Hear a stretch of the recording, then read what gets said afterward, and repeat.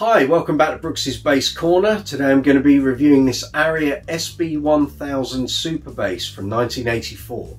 But before I do, if you're enjoying the reviews and videos on the channel, please hit the subscribe button below.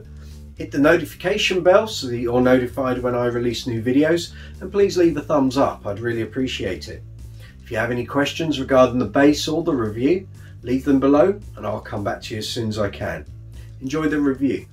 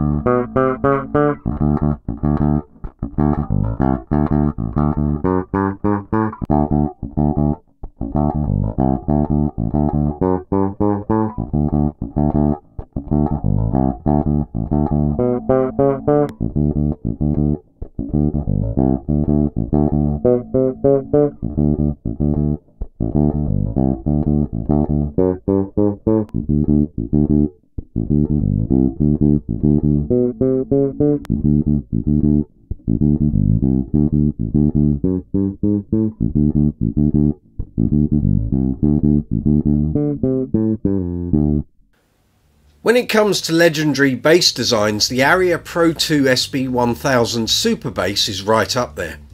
Not only did it become a staple for any bass player in the 80s that wanted their bass tone to stand out, the artists who used these basses were players of the highest calibre, with the likes of Jack Bruce, Cliff Burton, Marcus Miller, John Taylor and Rudy Sarzo all falling for its tonal charms.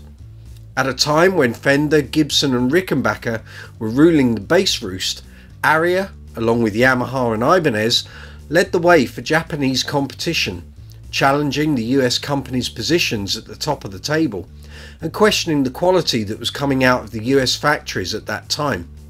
The US companies had little reply, so it's no surprise that the Japanese instruments took over as the instruments of choice for many players the world over. The SB1000 cut a path of its own with its low pass filter BB circuit, active electronics, neck-through construction and effortless playability. The fact the bass was seen on TV screens across the planet due to bands such as Duran Duran and Haircut 100 and a host of rock bands showing what the bass could do on live stages, it didn't take long for bassists to gravitate towards the sonic performance that this bass was capable of. Visually, the bass still looks great and can certainly hold its own. The popularity of the John Taylor and Cliff Burton reissues in recent years is testament to that. This model from 1984 is a prime example, although the machine heads aren't the more usual Schaller or Goto units that adorn some examples, and where most SB1000s had an ebony fingerboard, this example possesses a rosewood board, so it offers a marginally warmer tone than the harder tones that an ebony board may afford. This bass is no lightweight, coming in at 4.7 kilograms, but it balances nicely on and off a strap, and the 24 fret fingerboard and lengthy headstock provide a player-friendly string tension that sits perfectly with the 18mm string spacing and 42mm nut width. Clearly, the brass bridge and nut add to the weight of the bass, but considering that this bass is now moving into the vintage league, why would you change it? Sonically, the low pass filter provides 6 different settings, as you can hear in the demos in this video. Not all of them are particularly useful, but making use of the tone control provides some useful light and shade, and although the filter system perhaps isn't as flexible as a 2 or 3 band EQ, it works in the context of the woody tones that this bass has to offer, and in a band mix, settings 1, 2 and 3 all work very well, as does the natural bass tone when the circuit isn't engaged.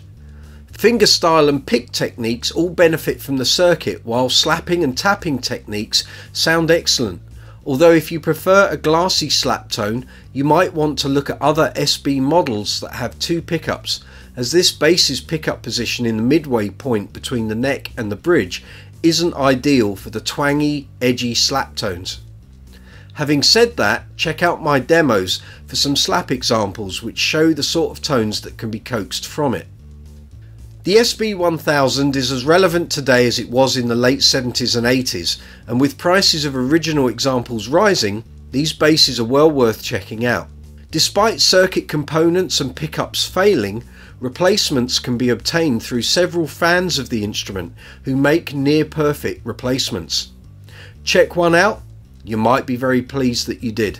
If you enjoyed this review, please hit the subscribe button below. Hit the notification bell so that you receive notifications when I post new videos. And please give the video a thumbs up, I'd really appreciate it. If you have any questions or comments regarding the bass or the review, leave them below and I'll come back to you as soon as I can. Look forward to seeing you here again on Brooksy's Bass Corner.